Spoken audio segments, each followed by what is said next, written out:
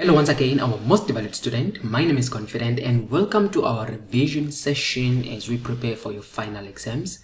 This is for grade 9 mathematics and this is the November 2022 paper. So I just wanted to bring it to you as you prepare for your final exams. It's paper 1, guys. I'm revising with you the first paper. I will also go on to look at the second paper. As I said, don't forget grade 9 mathematics. And this paper was out of 75 marks, 1.5 hours, and I hope you guys are going to benefit. Quickly, let's look at the instructions that can, there are some instructions that I want you to always remember as you're approaching this, okay?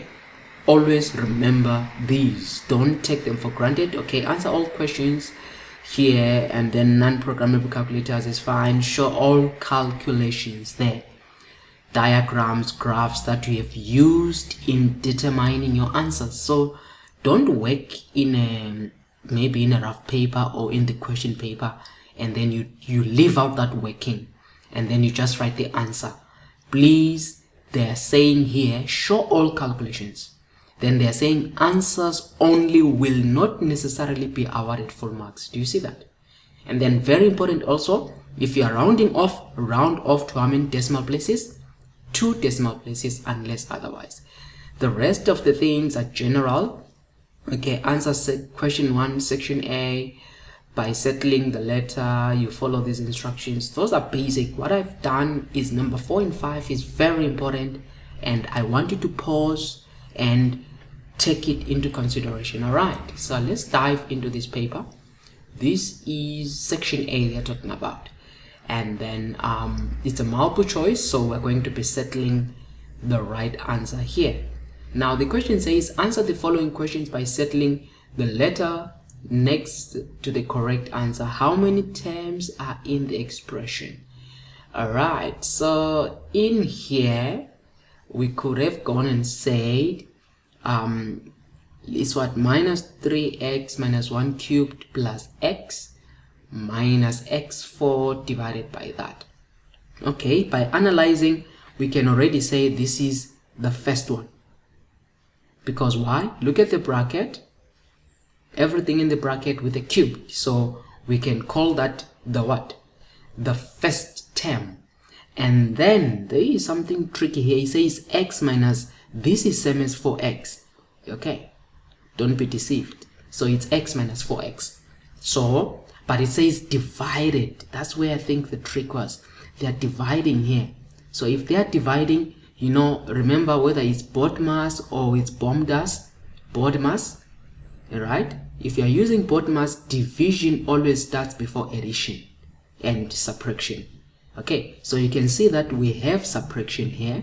So which means we need to start with this one, which is, as I told you, it's 4x, right, divided by x squared. So if you do that, the x will cancel the squared here to become 1. So this is 4 over x in a way.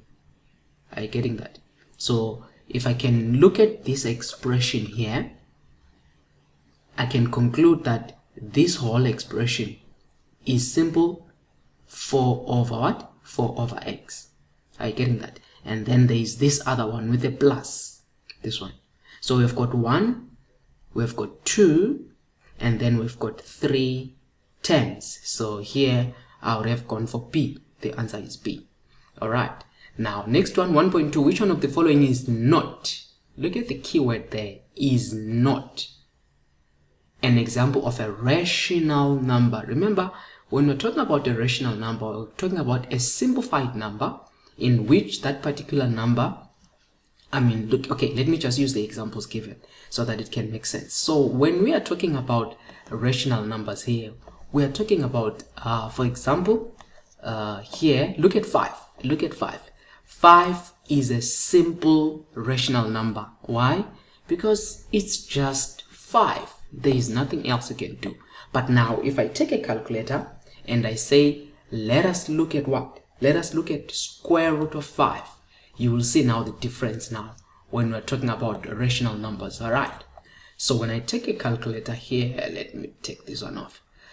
Now, if I say square root of 5 here, and I say equal to, and I press SD, you can see that this number continues forever. I mean 2,5 is just 2,5.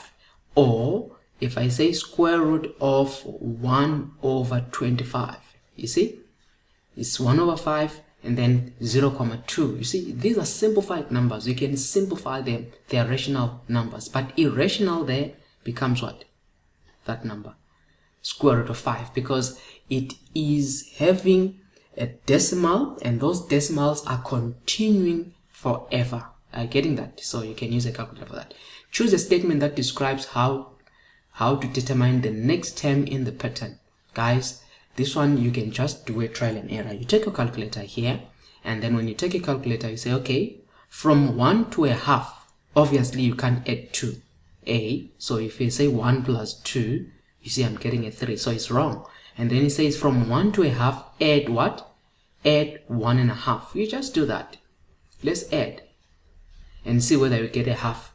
I'm not getting a half, I'm getting 3 over 2. Multiply by 2. You go back there and let's see. Let's multiply that by 2 times 2.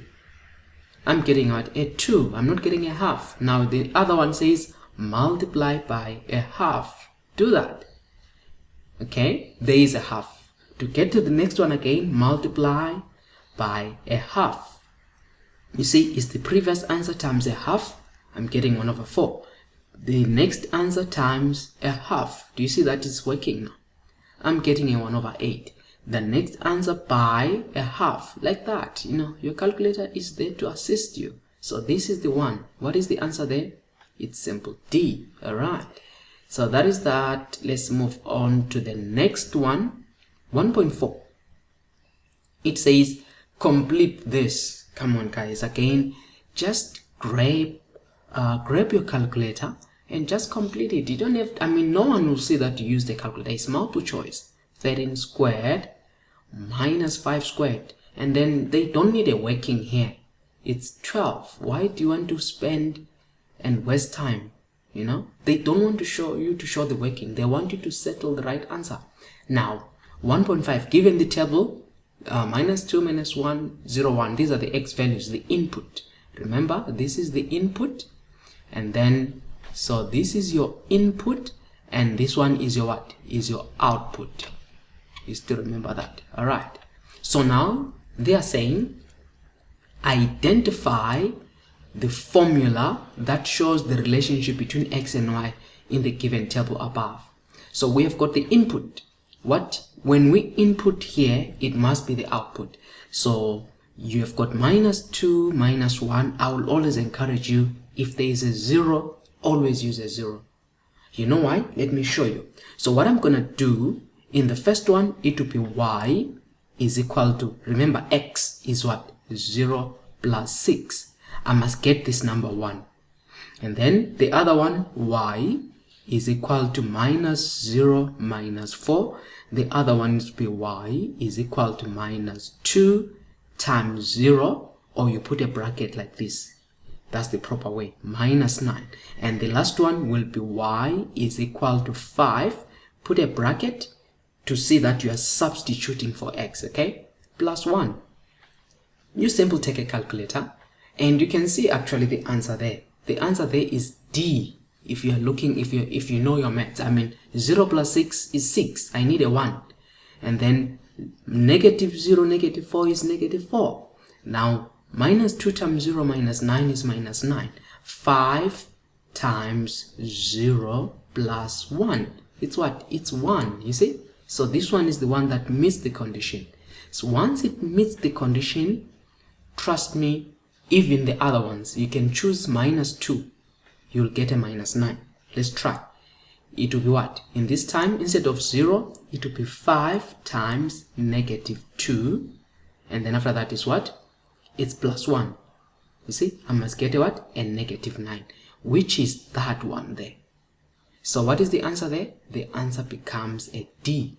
D is the one that fulfills. You see, it fulfills that condition. Just always start with 0. If I put a 0, this goes, I get a 1. There is the 1, there is the 1. Okay, so that is how you can quickly do that. Okay, that was 5 marks. I think that's the end of the multiple choice. Now let's go to the actual. You see, with multiple choice, don't leave any blank. If you're stranded, guess. You can guess your way. I mean, just close your eyes and open your eyes and see the one that is shaking a little bit. It might be the answer, you know. You can guess your way here. Don't leave blanks. Don't leave blanks in multiple choice. You find a student saying, I'm not gonna lie, I don't know the answer. Come on, you are too honest. Don't leave blanks. All right, now let's go to section B. Question 2.1. Write 2175 in simplest form. You see, they were just confusing here. So they are saying you are given 21 is to 35. And they want you to do it in simplest form. First of all, the calculator could have actually helped you, because you are saying here is 21 divided, that's what it means. It's 21 divided by 35. And then this is your answer, 3/5 here. The answer is equal to 3/5. But you don't write 3/5. You write the way they want. Is 3:5. You understand me? So the way you write it is like this, 3:5. But the question is, how did they get 3:5? How do you get 3 here? How do you get 5? You need to know your multiple tables. This you divide by 7. That was the common denominator there. So you are saying here 7 into 21, what do you get? You get 3, you see? And then you are saying 7 into 35, what do you get? You get 5. So that's how they got this 3:5. So the answer here you're supposed to write is 3:5. You see? But as I said, they need this working. You need to show this working. To divide by 7. They want to see that. Okay, 2.2.1. That's where we are. Use the ladder method to determine the prime factors of 36. Write your answer in exponential form. So first of all, when they say use the ladder method, what they're trying to say is you start here and say, which is the smallest number that goes into 36? It's 2. 2 into 36, you get what? Half. It's divide. Use a calculator if you don't know. 2 goes into 36 18 times. Again, which is the smallest number that can go into 18? It's still 2. 2 goes into 18, and then what's the answer? It's 9.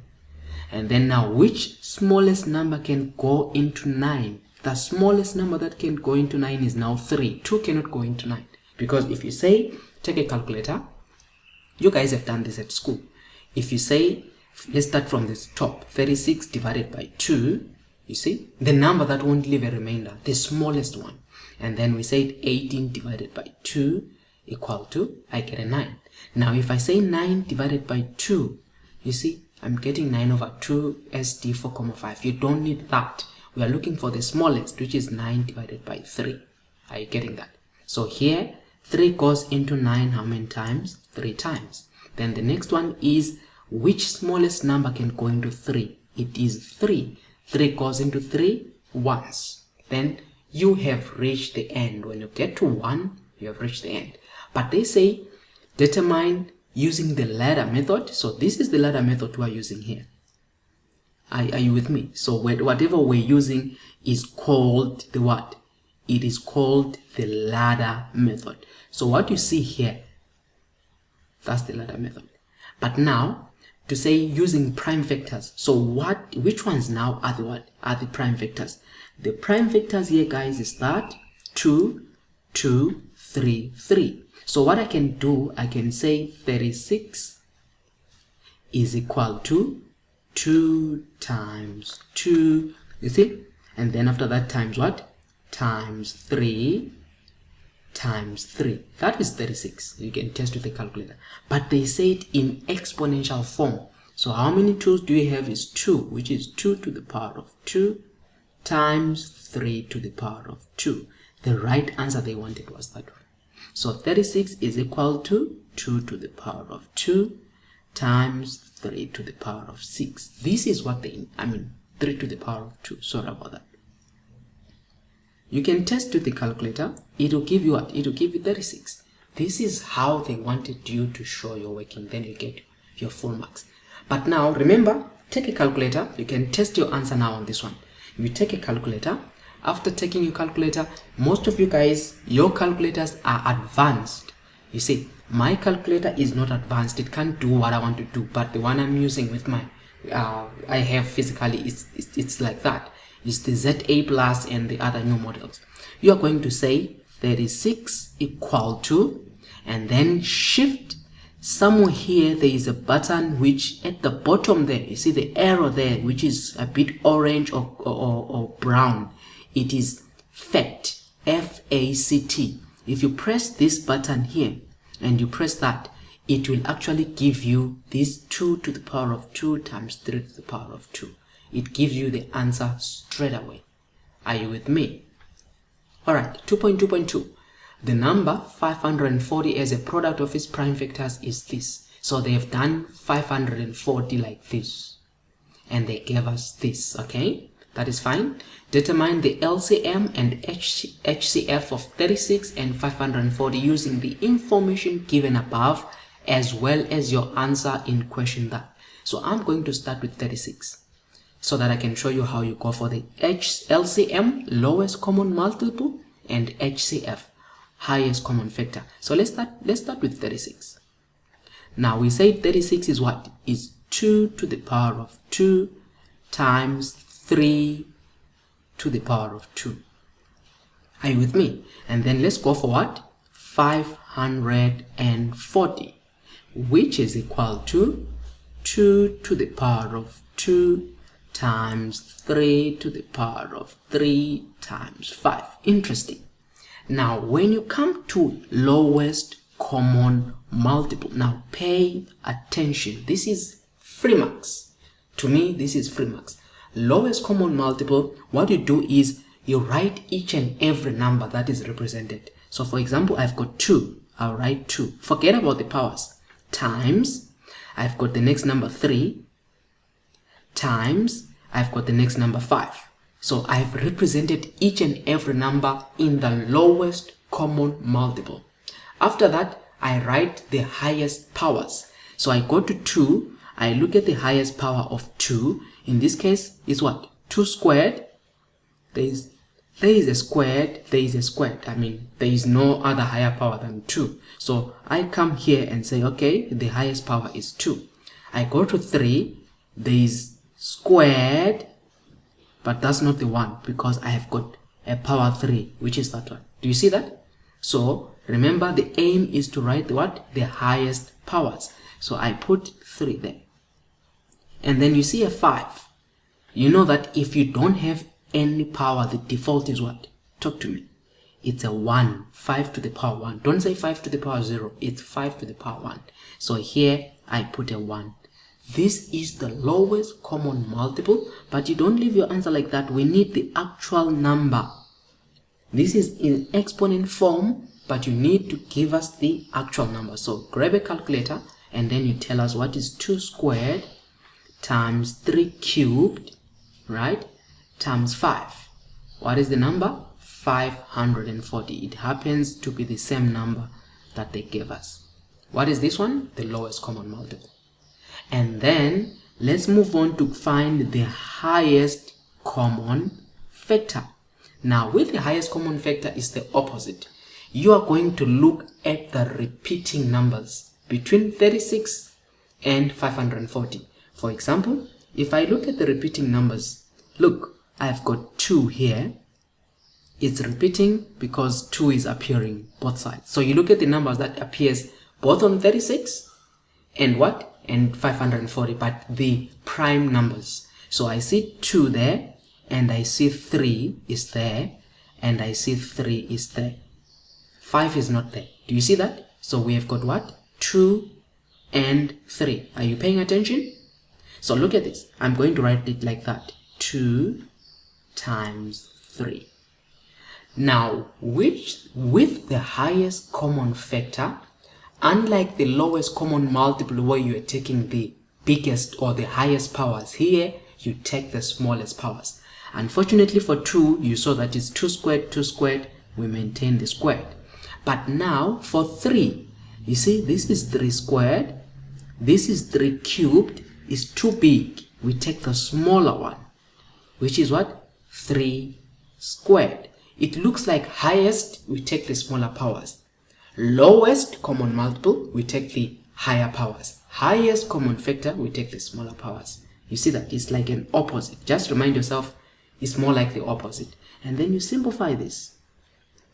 Don't leave it like that. You need the simplified version, because if you leave it like that, it's incomplete. Times 3 squared is 36. So the number happens to be what? To be 36, the same number they gave. These are your answers. Are you with me? I hope you guys are paying attention. I hope this is making sense. All right, 2 marks. Okay, now it says 12 contractors, 2.3. 12 contractors can build an RDP house in 7 days. How many contractors working at the same rate will be needed to build the house in 4 days? 4 days. Now, let's think about this. I've got 12 contractors, 12 workers. Picture contractors are workers. I've got 12 workers, and these 12 workers are going to build this house in 7 days. 12 of them can build the house in 7 days. Now, they are saying, how many workers do I need if they are working at the same rate, but I want them to build this house in less days now? Instead of 7 days, I want to find out how many workers do I need to build the same houses. How many days? This RDP, they're saying 12 contractors can build an RDP house. So if I need now to find out if I want them now to build in 4 days. Now the question is, do I need more contractors or more workers or less workers?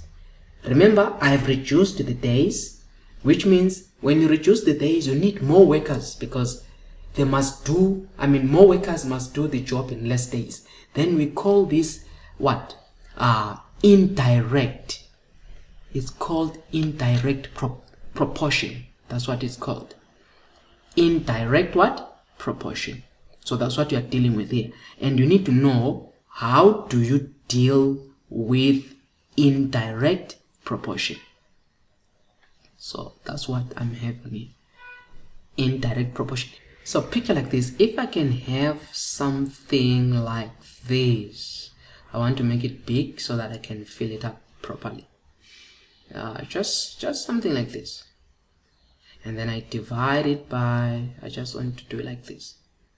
So look, if I say I have got 12 contractors, I told you the simple word there is workers. I've got 12 workers. Now these 12 workers are going to build in how many days? 7 days. You see? Now I need to find out how many workers are going to build in how many days? Are going to build in 4 days. You see how I did it? So let me just make it in another pen. Here, let's do this. I want to find out how many workers are going to build in 4 days. So now I don't know the number of workers, but I need more workers. You see? Those workers, let's call them what? Let's call them X. I need X workers, but we know that there must be more. Are you seeing that? Now you come to what is called cross multiplying. In cross multiplying, what happens is you multiply this number with this number, and then you multiply this number with this number. It's indirect proportion, unfortunately, guys, whereby when you're building one house with 12 workers, now you want to lower the days, you need more workers, you see. So what you do when you're dealing with indirect proportion, so this is what you do. It's now the thing with X. So you're going to say 4 times, remember I said you cross multiply. 4 times X. Actually, let's do it here, because that's the working now. We are going to say 4 times X is equal to 12 times 7. I want you to practice it like that. But now I need to remain with X. This is a times. What's the opposite of times? Is divided. So I'm going to divide here.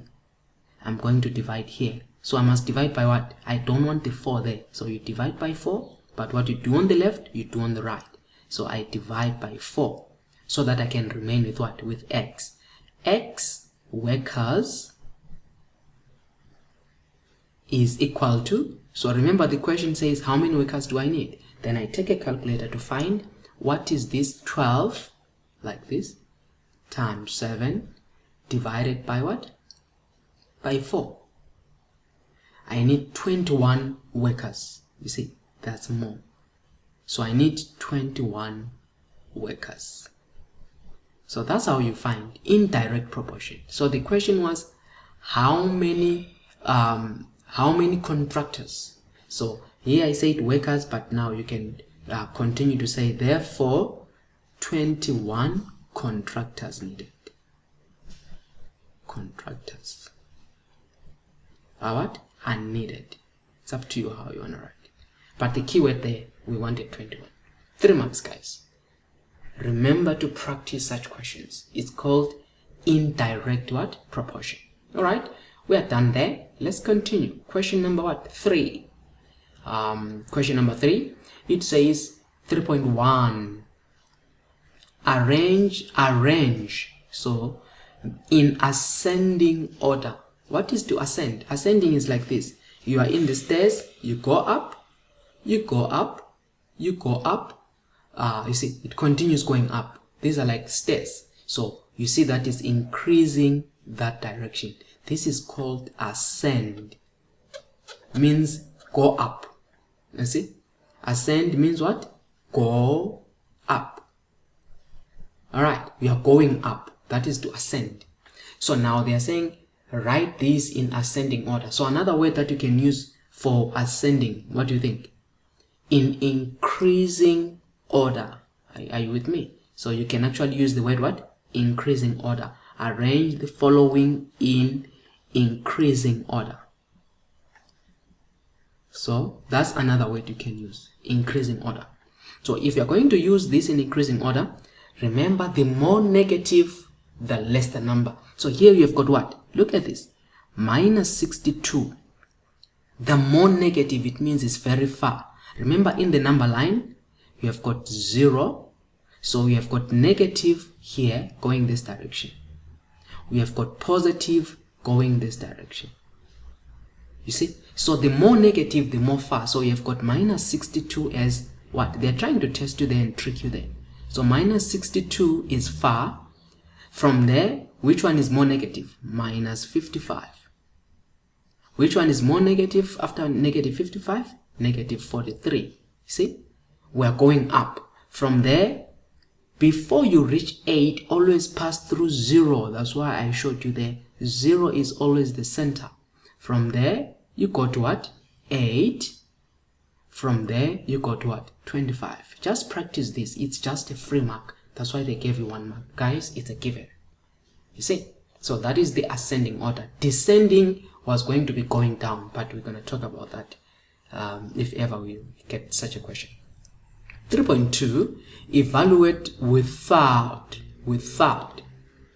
the use of a calculator. Now, let me tell you a secret. If they say don't use a calculator, that's when you take a calculator with a pencil. Let's find the answer, guys. I'm talking slow. Let's find the answer with the calculator. So let's find the answer with the calculator. Look at this. You do this. I mean, you need to know what is it. What is the final answer? You know, don't be too honest to say, me, I'm not going to touch this calculator. No, let's find the final answer first. There it is, minus 2 cubed. You must know how to punch your calculator. Did you see what I did? Let's start afresh. First of all, I can see there is a fraction. I put a fraction. Then there is a square root of 49. Then play forward. Don't say minus 2. You see, it's inside the square root. So what you do, you need to play forward and say minus 2 so that minus 2 is outside. Then over 3 plus, put a bracket, and then it says minus. You see, use that one. Even if you use this one, it's still fine. But it's minus 2, the smaller one, to the power of 3. Or you can use this to the power of 3. And then play forward. You see, still at the bottom, play forward. Now, look at the times. If you didn't do that, the times, if you didn't do it twice, your times was going to be down there, you see, which is wrong. Alright, so play forward twice, which is times 5. What am I getting? I'm getting minus 5. So with a pencil, I know my answer is minus 5. So I need to work towards that. So let's start. Simpler. Square root of 49. Take a calculator. You take the calculator and find out if you have forgotten. Some of you, you forget these simple things. To say, what is the square root of 49? You're in an exam. Nothing is wrong. Square root of 49 is what? It's 7. Someone can say 6 and then you get your answer wrong. So here, they know you know that. So you're going to say 7 minus 2 all over 3 plus. Now, what you do this. You see, you're allowed. Remember, they said show you're working. So you're allowed to divide here and say minus 2 cubed to show that you know what you're doing. So minus 2 cubed, how many are they? It's same as saying minus 2 times minus 2 times minus 2. Are you seeing that? And then after that, what you do? Use a calculator. You don't have to stress because they think you know what you're doing. So minus 2 times minus 2 times minus 2. It's what? It's minus 8. You see? You know it. You just know 2 times 2, 4, 4 times 2, 8. But maybe the negative was confusing you. Is that? So you come here and say plus. You see that the plus and minus 8 like this. It's just confusing. But anyway, let's leave it like that. Times what? We multiply that times 5. Alright. And then we say equal to, what is 7 minus 2? It's 5 divided by 3 plus minus 8. Don't confuse yourself. It's simple 3 minus 8. You can use a calculator. Take the calculator. They think you know. They won't pick it up. 3 plus bracket minus 8. If you're confused, verify with the calculator. You see? There it is. Minus 5. So you say minus 5 times 5, which is equal to, remember you are working towards minus 5. Don't forget the final picture. So you're like, okay, so this is dividing. So 5 will cancel with the other 5. But now you are confused to say what is going to happen. So it will be 1 over, you never cancel the minus. So it's 1 over minus 1 times what? Times 5, which is equal to, they know, like you say, the final answer is negative 5. So this negative will come then affect that 5. You see that? Because it's just 1. Then you write there minus 5. You rule off. Guess what? There is your 4 marks. A given. Did we use the calculator? No, we didn't use the calculator. Because I don't see any calculator being used there. Okay, so I'm honest. I didn't use the calculator. Alright guys? Let's continue. Question number 4. Question number 4. Question number 4. I hope you guys are benefiting. Remember to subscribe. Remember to share with your friend this channel, the 24-minute lesson. So what happens with the 24-minute lesson is, when you see the video more than 24 minutes, don't stay there and start watching above 24 minutes. You just watch it for 24 minutes. When you see that you have watched for 24 minutes, give yourself a break. Do something else different. Go outside, greet your friend, neighbor, whoever, so that you can refresh, maybe for 5 or 10 minutes. And then come back, sit again, and continue the video. Why? Because your brain is meant to grasp up to about 25-26 minutes. Anything you try to do after that, you are wasting time. You are just looking at me as if I'm an actor and I'm acting mathematics here. So I don't want to be the main actor for you, okay? Always give yourself breaks. Even if you can do for 10 minutes, give yourself breaks. It's very good. Because every time you bring your mind, you freshen up your mind, alright? 15 minutes is good. 20 minutes is good. But don't watch for more than 25 minutes. Always, that's why it's called the 24-minute lesson. Meaning, go for 24 minutes, take a break, come again, take a break until you finish everything. That was an exam tip, alright? Let's go for 4.1. Complete the exponential law by filling the missing part. Guys, this one unfortunately you needed to know if you did your exponential laws, it's not difficult. You know that if I want to take this to the top, this m becomes a to the power negative m, not positive. It was positive there, it will become negative. So the answer was that one. All right, 1 mark. Next one, 5 marks. You need just to know your story here. Simplify the following. They are testing your exponential laws here. So guys, in here, let me just already start working it from here to say equal to. Now, I just want to work with the top to say I know P, when it's dot, dot means what? Dot means multiplication.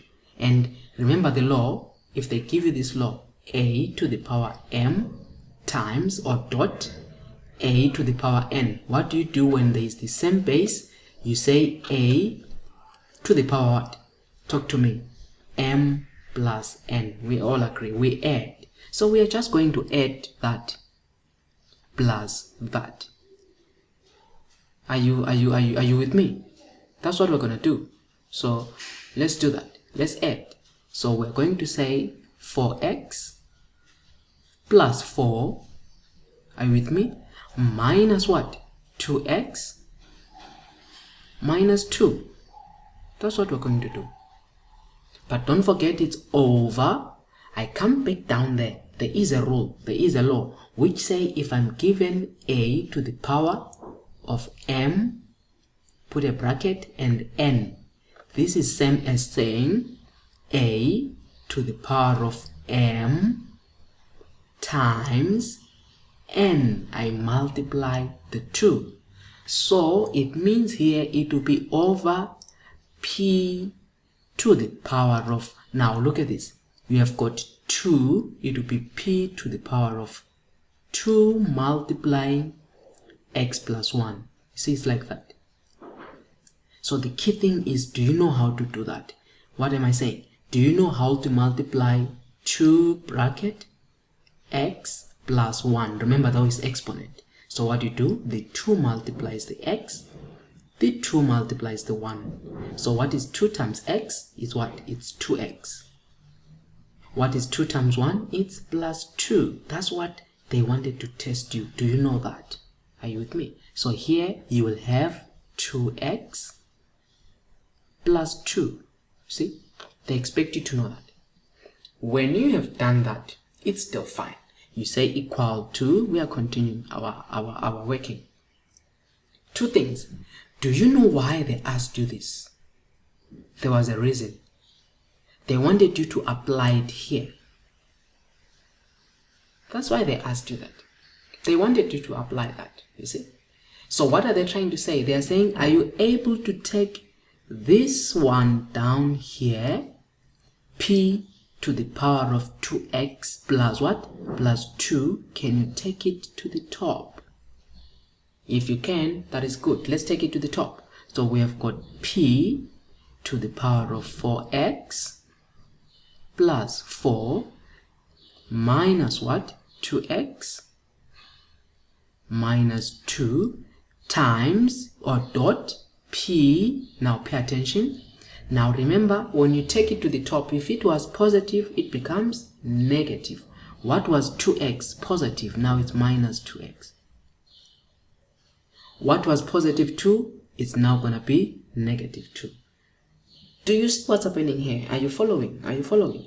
Then you continue equal to, you continue here equal to p. Now you collect your like terms. We have got 4x. We have got minus 2x. Like terms now. And then we've got minus 2x. This minus 2x. Which rule are we using? We're back to that rule. When you're multiplying, what do? You just add. So it's plus minus 2x, which is just minus 2x. And then from there, what do we have? We are done with the x. It was 4x minus 2x minus 2x. Let's go for the numbers. Plus 4. Alright? And then after plus 4 is what? Minus 2. And then minus 2. Which minus 2? This one. That's the second minus 2. you continue equal to, now it's P 4x. You take a calculator to say what is minus 2x minus 2x. If it's confusing you, take a calculator and you know the answer, right? With the calculator it will be minus what? Minus 4x. You add and keep the sign. Alright, and then plus 4, there it is again, minus 2, it's minus 4, which is equal to P to the power 4x minus 4x, it's 0, plus 4 minus 4, it's 0, which is P to the power of 0, and any number to the power of 0 is 1. Are you getting me? Are you getting me? Now, let me show you something. If you had wanted to do this from here, let's say you wanted to simplify this, all right? So you're going to have P to the power of 4x, then you're going to collect minus 2x, and then you're going to say plus 4 minus 2, but remember at the bottom you still have P to the power of what? 2x plus 2. Then you can continue there and say, what is 4x minus 2x? You're going to say P to the power of 2x. Are you seeing that? And then 4 minus 2 plus 2 all over. And then what are you going to have? You're going to have P to the power of 2x plus 2. Some can argue now and say, what I have on top is what I have at the bottom. So I can cancel there. P 2x plus 2 into P to the that is equal to 1. They can mark you. It's difficult to not to mark you, but they said exponential law. And the exponential law, we wanted to say what? We were interested in saying P to the power of 0 so that you can give us a 1. Different approaches, but well, you get the answer. You get what I'm trying to say, guys. Now, I hope you guys are benefiting. So now this is, look at this. This is question 5 left. This is question 5 left. This is question 6 left. This is question 7 not done, and continuing with 7. This is question 8, and then we close it with these 75 marks. You see this? So what am I saying? I'm going to stop this video here because I don't want to be too long. I told you about long videos. You need to join me in the next video so that we can start from here. We can start from question number 5. And what is question number 5? Question number 5 is number patterns. And if you are good with number patterns, you don't need to come back to me and tell me this, but trust me, from question number 5 going forward, the question paper was very tricky. I will encourage you, you need to grab hold of question number 5 going forward. Are you with me? You need to stay tuned. Look for part 2 of this video. Look for part 2 of this video. If you watch part 1, you definitely need what? Part 2. We have come to the end of our lesson. Join me again. Remember, subscribe, leave a comment, share, and sharing is caring. Thank you.